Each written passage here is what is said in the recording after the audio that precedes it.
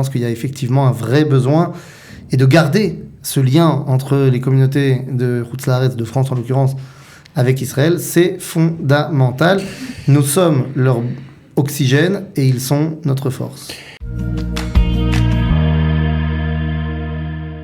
On va parler à présent d'une autre initiative. Alors, elle n'a pas beaucoup de rapport avec... peut-être qu'on va trouver quand même un rapport avec la situation, ni avec les soldats, ni avec la société civile. On va parler un peu aussi de ce qui se passe en France et de la communauté française, et plus particulièrement des jeunes de la communauté française, avec un Shabbat qui a eu lieu le Shabbat dernier, Shabbat Lech Lecha. Et pour en parler, nous sommes avec Laura Fison. Shalom, bonjour, shalom, shalom. Et aussi avec Noé Gégère qui est à Paris dans le 17e. Shalom. Bonjour tout le monde. Au Moadon, on va parler avec Noé de ce qui s'est passé ce Shabbat. On va commencer avec le Rav Fison, puisque Rav Fison, tu étais, puisqu'on va se tutoyer, on se tutoie d'habitude, tu étais Shabbat à Paris pour Shabbat Lech Lecha. Dans le cadre d'une organisation qui s'appelle La Noire. Alors voilà. Alors Olivier, d'abord je commence en te disant que tu ne pouvais pas avoir plus tort dans ta présentation. Bien fait. Est-ce que c'est bien. Est-ce que on était complètement en hors sujet par rapport à ce qui se passe? Bien au contraire. Alors juste pour que on rappelle un petit peu à tout le monde, La Noire, c'est une organisation qui a pour vocation d'aider les mouvements de jeunesse et les mouvements étudiants en France à se développer, tant au niveau structurel, mais surtout au niveau du contenu et de ce qu'ils vont pouvoir transmettre à leurs jeunes. Au jour d'aujourd'hui, c'est 14 associations. D'accord. Que ce soit des associations étudiantes ou mouvements de jeunesse, religieux, pas religieux, de gauche, de droite. Pour te dire, on a des associations à tendance rarédiote, on a des associations comme la Shomer Hatzaïr. C'est vraiment un... Tu te rappelles quand il y avait Tout le Ham Israël. Ouais, tout le Ham Israël. Il y avait le jeu, le Trivial Pursuit. Il fallait faire le camembert. Ouais. On a vraiment un camembert de tout ça. De toutes les couleurs. Maintenant, cette association existe donc déjà depuis plus de 2 ans. Et l'objectif est de toujours essayer d'augmenter, d'avancer, d'avoir plus d'impact auprès des jeunes. Et on parle d'un vrai continuum parce qu'il y a déjà eu un Shabbat, un grand Shabbat comme ça l'année dernière. Et ce Shabbat-là était programmé depuis très longtemps dans le calendrier de La Noire.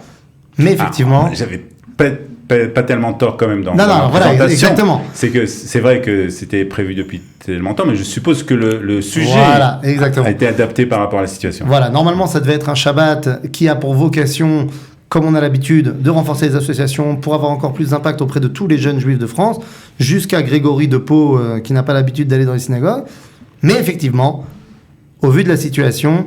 Il y a eu beaucoup de questionnements. D'abord, premier questionnement, est-ce qu'on maintient le Shabbat ou pas ? Avant de parler de ce que vous avez fait pendant le Shabbat et du sujet, d'une manière générale, qu'est-ce que tu essayes avec, je suppose que tu as une équipe, qu'est-ce que tu essayes d'apporter justement à ces organisations tout au long de l'année ? Alors tout au long de l'année, on travaille sur 2 plans. Un, comme je l'ai dit, au niveau structurel, aider l'association à grandir, à être plus professionnelle, à faire mieux son job. Mais ça, c'est au niveau structurel, mais également, et c'est là que moi j'interviens plus, au niveau du contenu. Oui. C'est-à-dire qu'il ne s'agit pas simplement de rassembler des jeunes et on ne sait pas quoi en faire, il s'agit de leur transmettre une identité. Il n'y a rien de plus important aujourd'hui que de renforcer l'identité d'Israël, l'identité juive. Notre Shabbat devait être un Shabbat identitaire, d'accord. Et il est devenu un Shabbat de cohésion nationale, un Shabbat de solidarité avec ce qui se passe en Israël, un Shabbat de, à mon avis, la meilleure réponse possible qu'on peut donner à des jeunes juifs de France par rapport à la situation en Israël et en France. Et donc il y a eu beaucoup de questionnements. Est-ce qu'on maintient le Shabbat ? Est-ce qu'on ne le maintient pas ? Au début, non. On ne peut pas le faire, ça ne va pas être possible. Finalement, on a décidé que si, on ne va pas vivre dans la peur. Au contraire, c'est maintenant qu'il faut agir. Est-ce que je vais pouvoir, moi, partir d'Israël ? Je ne vais pas pouvoir partir. Est-ce que j'ai envie de partir ? Je n'ai pas envie de partir. Même si c'est que 2 jours. Finalement, la décision finale a été prise le mercredi pour le vendredi. Et je pense qu'on a pris la bonne décision.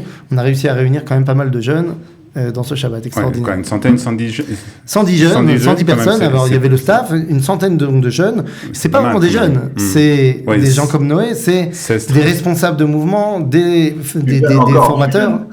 Ouais, voilà, des très très jeunes. Alors Noé, justement, on va parler bien sûr de ce Shabbat et ce que tu as ressenti pendant ce Shabbat, mais juste avant de parler, toi tu es responsable de la jeunesse au Moadone. Donc Moadone, c'est un centre communautaire très important à Paris dans le 17e. Alors je crois que tu viens un peu d'arriver dans ces fonctions, mais je suppose que tu as déjà une certaine expérience dans ce domaine. Oui, alors moi c'est vrai que je suis responsable, alors, plus précisément vie juive. Effectivement, il y a une partie jeunesse et une partie pédagogie. Mais avant ça, durant mon enfance et jusqu'à mes 17 ans, j'ai fait pendant 10 ans les EI. Donc j'ai quand même un bagage, on va dire, qui va être les EI qui étaient d'ailleurs présents au Shabbat. Qui Les EI qui étaient d'ailleurs présents au Shabbat également. Qui étaient d'ailleurs présents au Shabbat, exactement. Et après, j'ai été animateur dans différentes colonies de vacances. Et j'ai décidé dans mon parcours de me diriger vers justement l'éducation et la pédagogie informelle. Très bien. Donc ce Shabbat, c'est lorsqu'on en a parlé, tu t'es dit il faut absolument que j'y participe. Avant, bien entendu, les événements du 7 octobre, tu étais prêt à participer pour entendre justement sur le sujet identitaire. C'était quelque chose qui te parle en fait et qui continue à te parler d'ailleurs. Exactement. En fait, il y a d'un côté tout ce qui va être de la pédagogie au sens propre du terme, donc donc ce qui va être pédagogie informelle, comment transmettre aux enfants, mais il y a aussi toute la question identitaire liée au peuple, liée à la terre d'Israël, liée à l'unicité du peuple, qui je pense prend une part maintenant prépondérante avec ce qui se passe actuellement en Israël et qui doit vraiment être ancré et établi dans quelque chose de très fort actuellement. Alors, Rafizo, on va parler du Shabbat en lui-même et plus particulièrement du sujet. Alors, tu nous as dit, le sujet, c'est surtout l'identité juive par rapport à la communauté française. Est-ce qu'il a fallu vraiment changer le thème du Shabbat en raison de l'actualité ? Je ne sais pas s'il a fallu, mais en tout cas, c'était une décision. On a décidé que le Shabbat devait, s'il aurait pu être 80% de formation en contenu identitaire de manière générale et peut-être 20% sur d'autres choses, eh bien là, il était 80% sur la situation parce que ce qui se passe en ce moment est une question identitaire première. Donc, c'est pas tellement un changement. Alors, on a changé les interventions, si tu veux. Par exemple, là où on devait avoir une intervention sur notre programme de formation identitaire qui s'appelle Aroé, qui est en place déjà depuis plus d'1 an, où il y avait normalement une formation qui suivait le cursus, on a changé. Par exemple, on a fait, pour te donner des idées du programme, on a eu d'abord une grande formation sur comprendre les origines du conflit, mais pas au niveau simplement 48. On est remonté à 1948, c'est-à-dire à Abraham. Ah oui. On est remonté aux origines de la friction entre Isaac et Ishmaël, donc vraiment aux origines des choses. Au niveau théologique, au niveau de ce que ça représente dans l'imaginaire et la conscience collective du peuple juif, du monde musulman. Donc on est vraiment remonté très loin.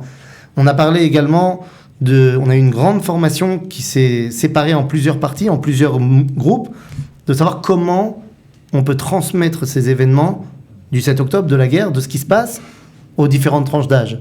D'accord. Comment on va adapter le message et quel est le message qu'on veut donner. Une grande formation là-dessus qui était fondamentale.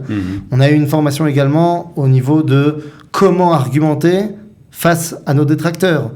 On voit sur les réseaux, on voit de partout, que ce soit sur les réseaux ou en vrai, des propos terribles contre nous. Comment argumenter ? Non seulement sur la forme, mais on a eu aussi une autre formation sur le fond. Qu'est-ce qu'on peut amener comme argument coup de poing pour dire non, c'est faux. Voilà. Pourquoi ? 1, 2, 3, 4, 5. On a une formation réseaux sociaux. Ouais. Comment est-ce qu'on fait face sur les réseaux ? Est-ce qu'on doit rentrer dans l'engrenage des discussions ? Est-ce qu'il faut signaler un post haineux ? Comment le signaler ? Des formations extrêmement pratiques. Donc, si tu veux, ça n'aurait pas été dans un Shabbat, on va dire, normal.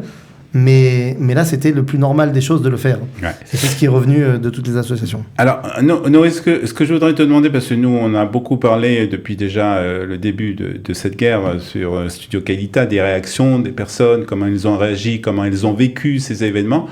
Mais c'est vrai qu'on a eu moins de témoignages de personnes en France. Et ça m'intéresse de savoir de quelle manière les jeunes juifs en France de la communauté ont réagi à ces événements. Alors, pour ma part, nous, on a appris les événements pendant Simchat Torah. Donc le matin même des événements, il y avait déjà une sorte de vent de panique qui venait, mais on n'avait pas les infos claires et exactes. Et forcément, à la sortie de la fête, on a tous été directement regarder sur les informations, sur les réseaux sociaux, etc., ce qui se passait. Et c'était un tel choc que on s'est mis à pleurer. Je n'ai pas eu souvenir réellement d'avoir pleuré, de cette manière, d'avoir eu un tel ressenti pour un événement en Israël aussi fort. On était dans le partage, on était dans l'émotion, on était dans la compréhension totale. Et ce qui était intéressant de noter, c'est que en fait tous les échanges qu'on se faisait entre les groupes, entre les familles, entre les amis, étaient directs, mais étaient empreintes d'une émotion qui était toute nouvelle. C'était vraiment un ressenti qui était nouveau. Au-delà de la peur, il y a eu, au-delà de l'incompréhension, il y a eu la peur qui s'est installée, je trouve. En tout cas, pour ma part, encore une fois, j'ai pas ressenti quelque chose aussi fort, malgré tous les événements qu'on a depuis toutes ces années. Quelque chose qui m'a autant.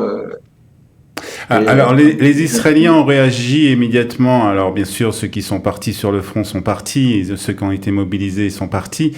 Et puis, la société civile a réagi très rapidement aussi ici, en toutes sortes d'initiatives, des actions, etc.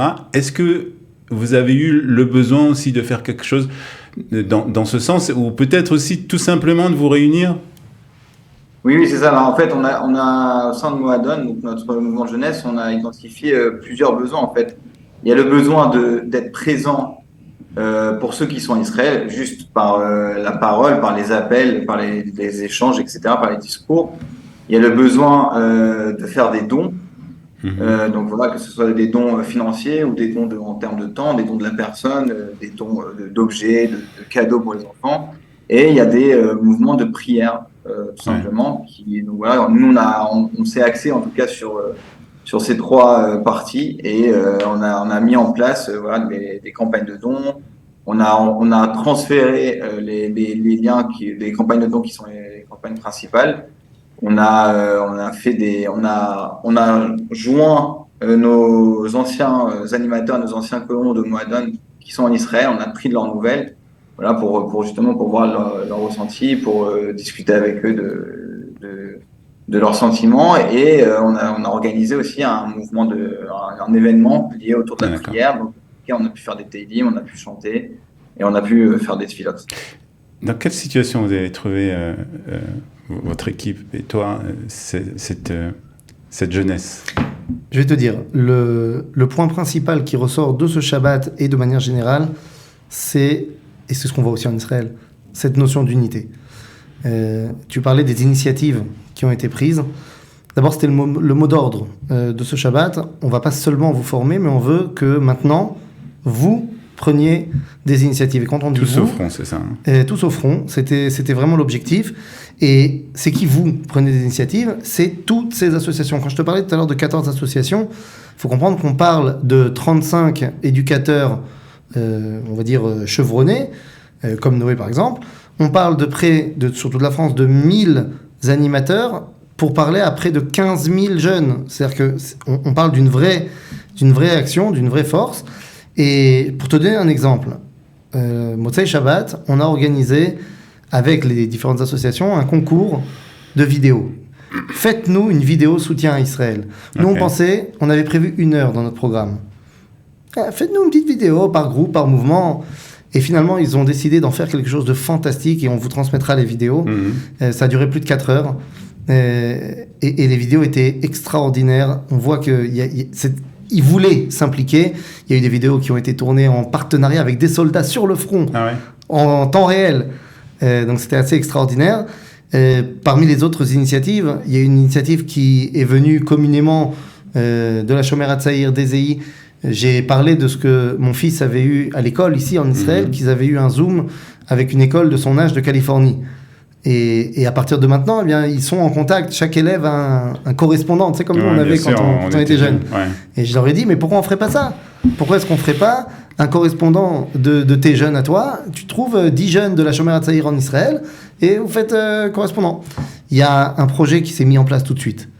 Et là, on est en train d'essayer de le réaliser, de voir comment c'est faisable au niveau de la sécurité. Mais évidemment, il y a des gens qui sont venus voir et disent oh, alors on fait quand le voyage d'aide en Israël? Et là, on est en train d'organiser un voyage en Israël pour tous les jeunes qui voudraient venir aider. Alors comment on va faire? Parce qu'au niveau sécuritaire, c'est un petit peu... voilà, mais on est en train d'essayer de le mettre en place. Une autre initiative, par exemple, sur ce qu'on peut faire, qui est déjà mise en place sur le terrain, c'est au niveau des réseaux sociaux. De mettre en place des vidéos, de mettre en place des réponses, de s'activer, de faire partie de la défense. Tu as senti qu'il y avait un réel besoin de la part de ces jeunes de participer d'une manière ou d'une autre. Complètement. Une volonté de ne pas rester passif. Ce qui est revenu souvent, c'est la frustration chez certains jeunes d'être loin. D'être loin, ce sentiment d'être loin et de regarder l'histoire du peuple juif derrière un écran, c'est terrible.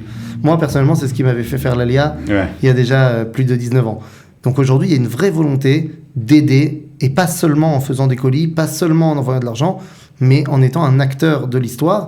Et je pense que la jeunesse, aujourd'hui, elle a des moyens que nous n'avions pas à son âge, des moyens de dialogue, des moyens de transmission, des moyens d'influence. Et on a vu 100 jeunes qui ont été prêts à relever le défi. Noé, quel changement tu as aperçu chez toi-même ou peut-être chez tes amis entre le début du Shabbat et la fin du Shabbat? C'est une bonne question. Je souligne quand même la force qu'a eu la Noire pour ce Shabbat, parce qu'ils ont proposé quand même un programme malgré le changement de dernière minute et malgré le fait qu'il faille se réadapter. Ils ont quand même proposé un programme qui est pluridimensionnel.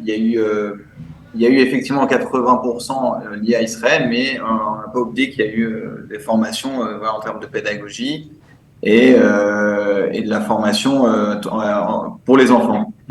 Après le Shabbat, ce qui était très fort, c'est comme l'a dit Ethan, Fison, juste à la fin de Seudat Shlichit, il y a eu un moment très fort de communion entre tous les mouvements de jeunesse. On a éteint les lumières, on a mis des bougies et on a chanté pendant près d'une heure et demie avec les guitares, avec tout le monde qui était ensemble. Et il y avait une vraie hardout, une vraie unicité à ce moment-là. Il y avait une vraie force qui s'est dégagée de tout le Shabbat.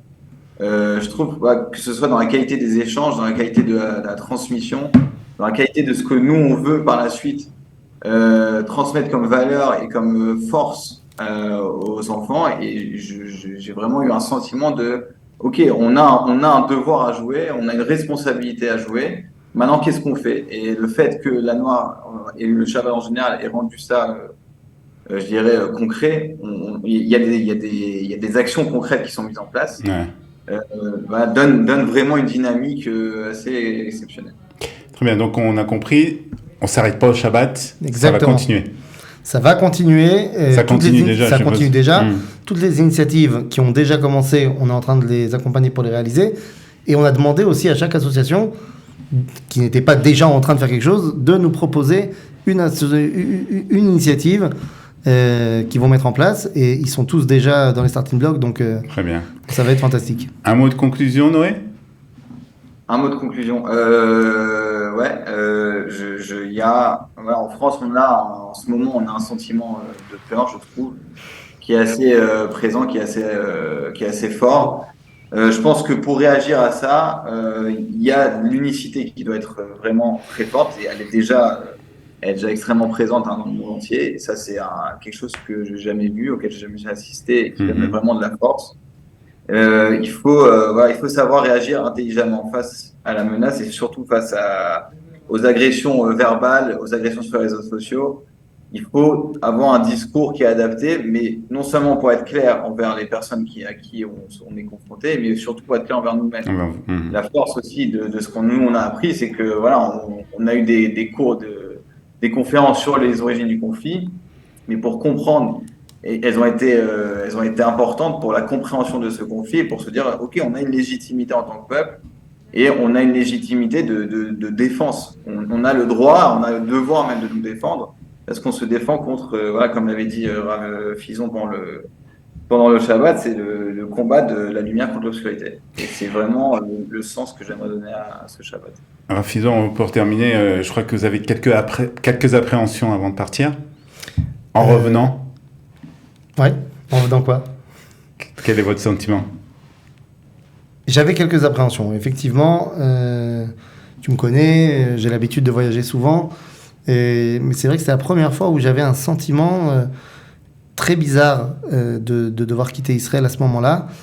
Et je ne pense pas que c'est seulement à cause de la guerre et de la question de laisser ma famille pendant Shabbat et s'il y a des sirènes ou pas des sirènes.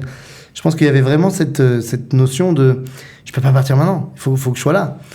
Et j'avoue que j'étais avec ce petit stress pendant tout le Shabbat de est-ce que je vais pouvoir rentrer? Est-ce qu'ils vont pas me décaler mon vol ou un truc comme ça?